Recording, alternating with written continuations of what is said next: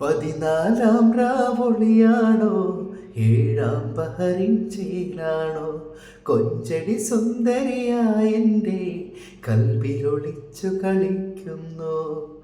അന്നാദ്യം കണ്ടത് മുതലേ നൊമ്പരമല്ലേ, നിന്റേതായി തീരാനുള്ളൊരു വെമ്പലിലല്ലേ എന്നുള്ളം.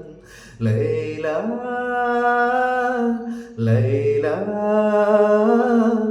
ലൈല ഓ ലൈല ലൈല ലൈല ലൈല ഓ ലൈല.